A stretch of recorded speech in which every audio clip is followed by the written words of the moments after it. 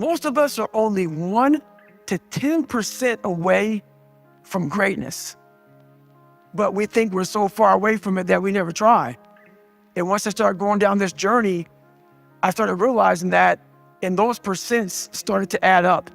And before I knew it, my mind started hardening, and I started passing so many different people that I thought were so far above me. And then before I knew it, man, I became a common amongst the uncommon. Every morning starts with a run. And that's because that's the one thing I hate to do more than anything in the world. So that's like my cup of coffee. And I'm all about armoring yourself.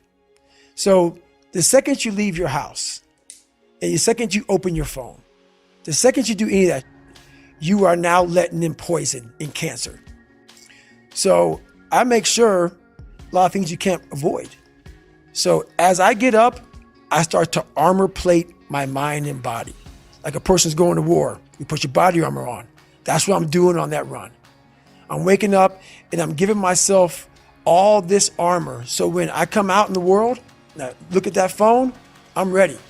I sat around for a lot of years, after I got abused, but a lot of the abuse came from myself. While my dad abused me and I, had some bullying and learning disabilities and all these different things growing up, I thought that there was this, this fallback plan, this mythical fallback plan that we all have. And I realized the fallback plan, the harsh reality was the fallback plan was me. And once I realized that, after years of just sitting around waiting for something to magically happen and propel me into the right place, that's a hard reality when you realize that you are the fallback plan. I was able to get on top of a mountaintop in my head. And when you're high on that mountain, you have a great vantage point. And I was able to look down at the world, and all of us are jacked up. Some of us hide it better than others, but we're all jacked up. And once you realize that, you got to come out of your shell. You got to accept who you are. You got to accept the demons that life gave you, that maybe you gave you. Whoever gave them to you, you got to accept that. You got to be able to look them in the mirror, look them in the eye and say, okay, I'm going to start fixing these things. But if you think that you're by yourself, the reality of your life becomes very, very horrible. And you're not. We are all jacked up.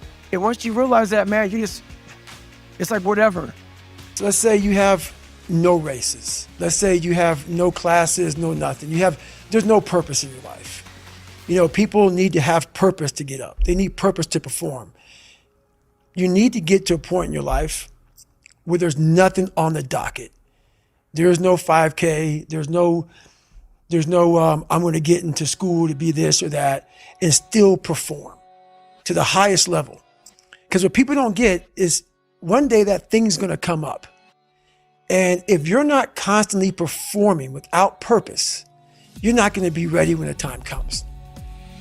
It's this magical thing, purpose, that we're all looking for. But what's funny about it all is that we need these things to perform. But we don't take a second to realize the purpose is always there. The purpose never leaves us because the very purpose is you. You are always the purpose. There may be another purpose, like being a SEAL or going to college or whatever, but the main purpose in life is you. So if you wake up in the morning and you don't want to do something, you don't care enough about yourself. You have to want it. You have to want to be better. And it starts off with, you have to have pride in yourself.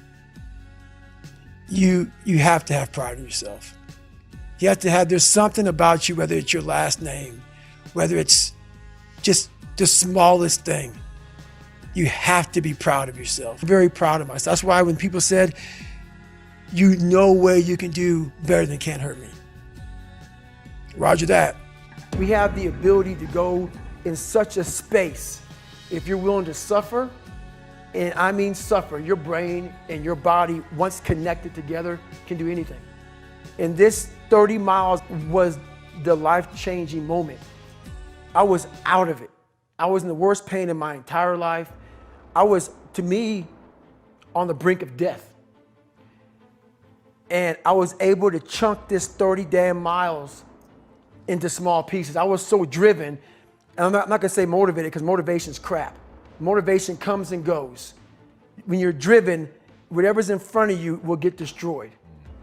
So I sat in this chair and I was so driven to succeed in this race. And at this time, everybody goes, were you thinking about the guys that died? And I'm not gonna lie to you, I wasn't. This became a personal thing. This became me against this race, me against the kids that called me nigger, me against me. It just became something that I took so violently personal. As so many people are lost when I start talking. You have the right. You're lucky that you don't have to think like warriors think. You're very privileged. I chose this world to be a warrior, and I would choose it again if I came back to this world. But the mentality of a warrior is very different than the normal mentality. You must be that person on that door, get ready to open it, thinking to yourself, if I die, so be it. The only way you can go in that door is knowing there's a great chance you're gonna die. Like being a SEAL, you train with live ammo. You jump out of an airplane, everything you do, you could die. So to be a warrior, why people don't understand me, I'm glad you don't understand me. Merry Christmas, good on you. Because being a warrior takes a whole different mindset. A whole different mindset to know that there's a great chance I may not be in the military. Like I was in for 21 years. I'm lucky. I'm very lucky that I'm alive, able to talk to you, able to still run. But when you sign up on that dotted line to be like a SEAL, your mentality changes. I may not live. You gotta accept that. And that's the mentality you have. Look at yourself, man. Look at yourself. And it was that day, and a couple other days after that, I just got real with myself. And every day I came home, I called the accountability mirror. What am I gonna do today to change what I see in this mirror? What am I gonna do today? And a lot of it was, I stopped sitting with the cool guys. I actually tucked my shirt in and went to school looking like, hey man, this is how I'm gonna look. If you don't like it, so be it. I had to really wear this layer of skin. I had to develop a really callous skin on me to take whatever you're gonna call me, you're gonna call me. Whatever I'm gonna be, I wasn't a geek, but whoever I am, you're gonna see me. You're gonna see me for who I am, because I need to change who I'm not. I'd have these highs and lows, and I had to learn to manage these highs and lows, and that was so difficult to do. It's hard to perform when you have no purpose at all. It is so difficult when you're fat, when you're out of shape, when you're depressed, when you have a hard time learning and you've been abused and you have all these hard times. You fluctuate. On the happy times, you think about a million things you want to do. Oh, I want to get this and I want to get that. And then on those bad times, you just want to survive.